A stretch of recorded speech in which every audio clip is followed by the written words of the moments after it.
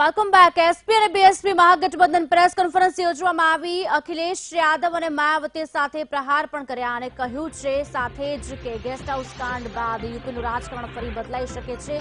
23 વર્ષ બાદ સપા અને બસપા એક સાથે ચૂંટણી લડશે। કહી શકાય કે મત માટે ક્યાંક મતભેદ હવે ભૂલાઈ ચૂક્યો છે। ક્યાંક સમીકરણ જો જોવા જઈએ સીટોનું તો 38 એસપી અને 38 બીએસપી છે। આ સાથે જ અમારા બ્યુરો ચીફ દેવસી બરાડા અમારી સાથે લાઈવ જોડી ચૂક્યા છે। દેવસી, મત માટે મતભેદ ભૂલ્યા હોય તેવું લાગી રહ્યું છે। સમીકરણ અને ફોર્મ્યુલા જોવા જઈએ તો ટોટલ 80 સીટ છે, તેમાંથી 38 એસપી 38 બીએસપી એટલે 76 અને બાકીની જે 4 છે તે અન્ય માટે મૂકવામાં આવી છે। કેટલું કારગત નીવડશે અને કેટલો લોસ જશે ભાજપને? જી, એક રાજકારણની અંદર એક કહેવત છે કે ક્યારે દોષ હોતો નથી અને દુશ્મન ક્યારે દુશ્મન હોતો નથી। ગમે ત્યારે ગમે તે બદલી શકે છે, પાટલી બદલી શકે છે। બીજી વસ્તુ એક છે કે એક સમય જ્યારે મોં જોવા માટે પણ તૈયાર નહોતા તેઓ આજે પોતાની સામે મોં મીઠા કરી રહ્યા છે। આ વસ્તુ છે અત્યારે યુપીની અંદર માયાવતી અને અખિલેશ યાદવ છે 23 વર્ષ બાદ સાથે આવ્યા છે। ગેસ્ટ હાઉસ કાંડની ઘટના બાદ આજે સાથે આવ્યા છે। આજે યુપીની અંદર એક ગઠબંધન થયું છે। આ ગઠબંધનની અંદર યુપીની 80 સીટ છે, એમાંથી 38 સીટ ઉપર સપા લડશે, 38 સીટ ઉપર બસપા લડશે। 2 સીટ છે એ અનામત રાખવામાં આવી છે કોંગ્રેસ માટે, રાયબરેલી અને અમેઠી અને રાયબરેલી કોંગ્રેસની પરંપરાગત સીટ છે। ત્યાં ગાંધી પરિવાર વર્ષોથી ચૂંટણી લડી રહ્યો છે, તો એને ધ્યાનમાં રાખીને બંને સીટ અનામત રાખવામાં આવી છે। સાથે સાથે 2 સીટ છે એના સાથી પક્ષોને એટલે કે એલઆર જે છે એને આપવામાં આવી છે।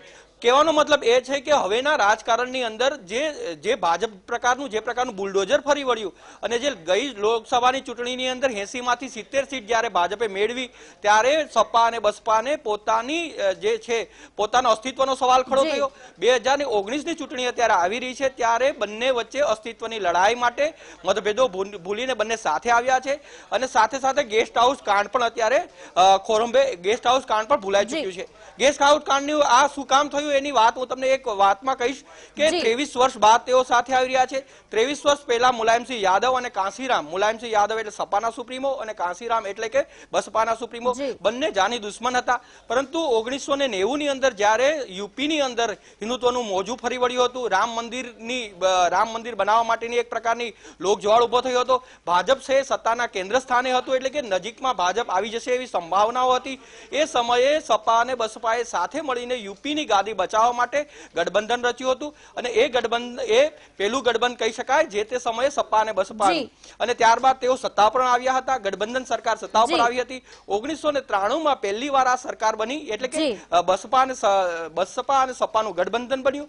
2 વખત સુધી આ સરકાર ચાલી, પરંતુ ત્યારબાદ જે બસપાએ સપાનો ટેકો ખેંચી લીધો એટલે કે સરકાર મુલાયમસિંહની સરકાર તૂટી ગઈ। આ સંજોગોની અંદર માયાવતીની સામે અત્યારે જે માયાવતી છે એ સપાના સુપ્રીમો જે છે મુલાયમસિંહના પુત્રની સાથે અત્યારે બેઠા છે અને મીઠી મીઠી વાતો કરી રહ્યા છે। પરંતુ એ સમયે ઘટના બની હતી કે માયાવતીના રૂમની અંદર વાતચીત કરવા બદલ 23 વર્ષ બાદ સપા અને બસપા અત્યારે એક સાથે જોવા મળી રહ્યા છે।